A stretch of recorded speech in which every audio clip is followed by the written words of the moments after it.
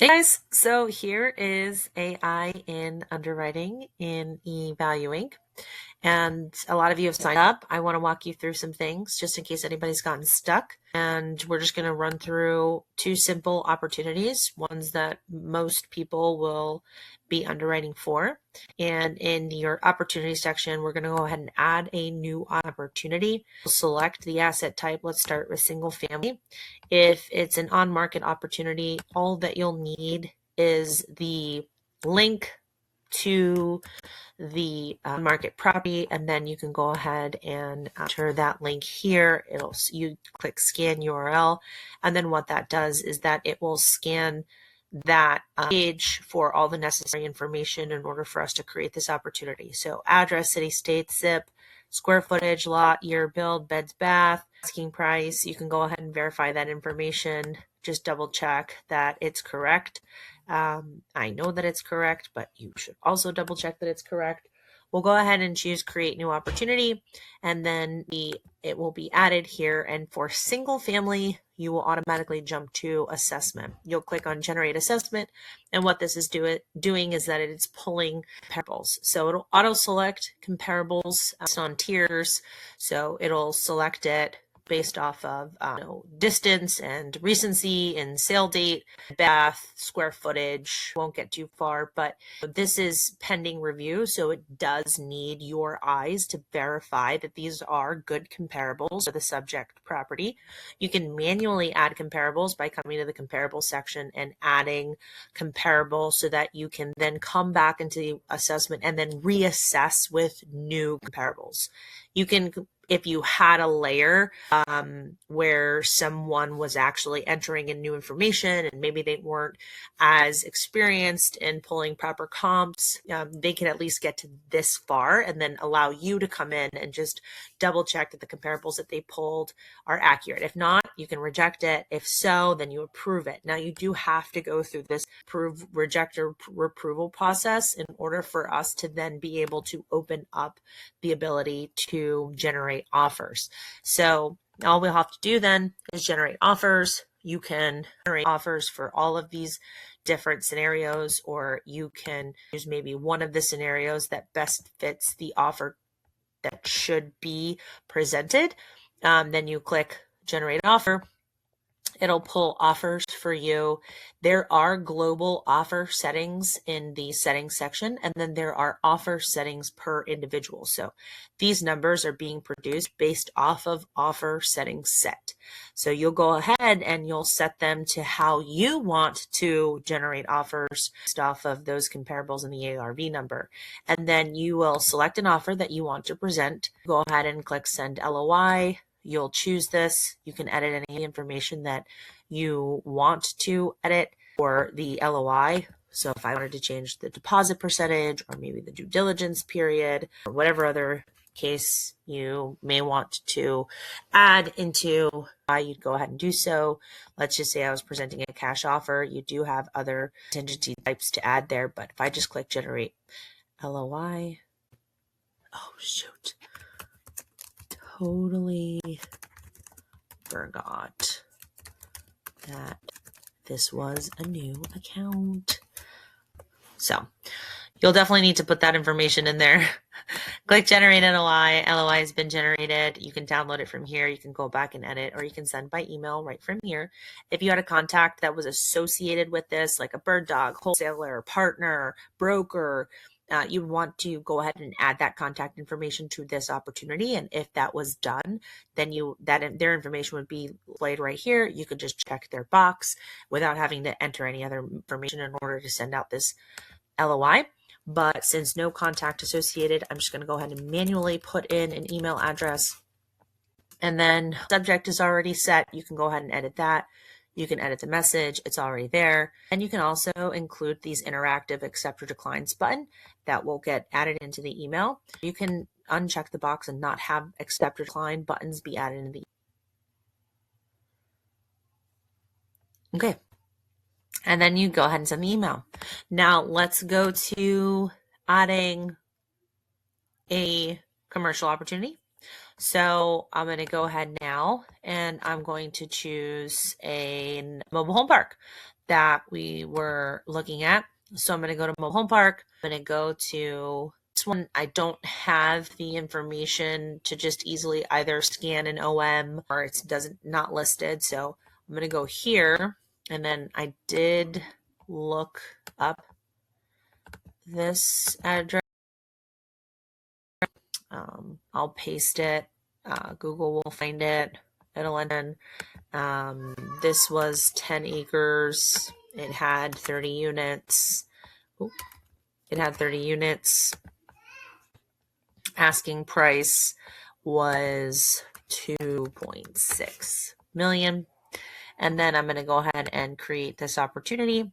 So now this has been added here. And then for commercial opportunities, you want this was from dog, but I'm just going to go ahead and put in any name just because I want us to move through this pretty quickly.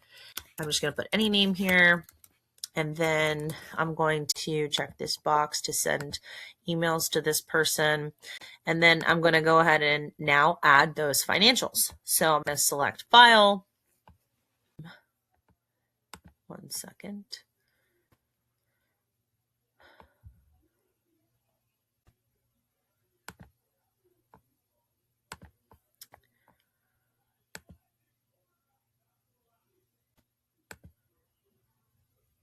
So here was a piece of financial that we had received for this opportunity. I'm going to go ahead and down, and then I'm just going to information. You can upload up to 50 files, so as much as you can about it. I'm just going to scan through this one just for demo purposes. I'm going to upload the file, and then I'm going to come to snapshot. So snapshot is now going to give me a snapshot of the financials presented. So it's reading the files, it'll aggregate the information, it'll pull the information, it'll find information that maybe you wouldn't find at a first glance or third. And it's extremely powerful when you're reviewing and obviously opportunities. So it will show us the multiple year information, the revenue, top items, top expenses to pay attention to, occupancy, if occupancy reports are uploaded, risks, rewards, questions to you're new and you don't know how to dissect some of this information. It's going to help guide, especially the new person, how to understand these files and then present or just help dive deeper into the financials that a new person wouldn't necessarily to dissect and get through. So this kit, because it is doing its best to extract the information that it needs in order for it to be presented, you have to understand that there are also so many people upload their financials in different file formats in different ways. Some of them are annual, some of them are month to month, some of them in Excel, some of them are so the AI is doing its best job in reading and then presenting the information that we are looking for. So we've got the location name, the property name, the units, the acreage, the KIP. We have the total income for 2025 that was projected because they hadn't completed revenue yet. 2024's revenue, 2023 revenue. We can see that it's over a year.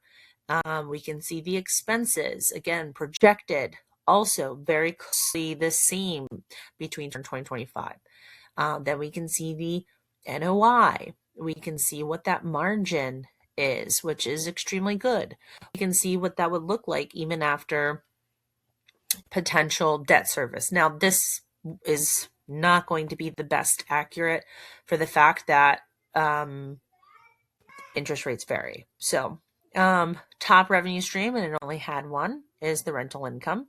Top expenses, just kind of look at what's most concerning, maybe what's the same, and then we can see what those differences are between presented. We can see what this analysis is based on what they're asking about this. Potential rewards, of course, the potential risk, of course, and then some other information that it was able to pull from the file that was uploaded. And then once you have this information, it will automatically fill. So based off of the NOI, essentially on asking price are asking a 5-point rate. And that's just for us to know. But then we go to offers, and then it's now going to present offers based on settings. Not necessarily present on earnings or EBITDA. It's typically on seller finance or cap rate. And then the offers will generate what the NOI is. So this would be at a 10.5 cap here, and then this is a little bit better, but this is going to be closely reflect what the NOI is, typically at like a 1.5 DSCR. And this is the offer that we would present. Obviously, we are significantly off, but these people weren't necessarily looking to sell right away. They were kind of just fishing a bit. But let's go ahead and select the 1.6 and select NOI. We don't need to change any information in this moment, but something that I did want to show you. Now, this is only because my organization is not in there, but if I just went to set it over with, but, and then I'm going to click send email. So remember I associated that contact. So now I can just check this box. I don't have to enter anybody's email. I would just check that box from there. Another about once a snapshot has been generated, you can go ahead and send this snapshot. So bird dogs, you are looking to find opportunities, find RV parks for people, mobile home parks, valuing, upload its files, go ahead and dive deeper into, asking some of these questions to a broker or to a seller, maybe even generate some offers based off of a buyer's buy box and how they want to buy at their cap rates or LTVs. And then you don't necessarily have to go out and send out the LOI, which you can from here. But what you can do is you can then send the snapshot buyer who would be interested in maybe taking a look at this opportunity. So lots to go over here. I absolutely did not cover it all, but that's evaluating. That's AI in underwriting.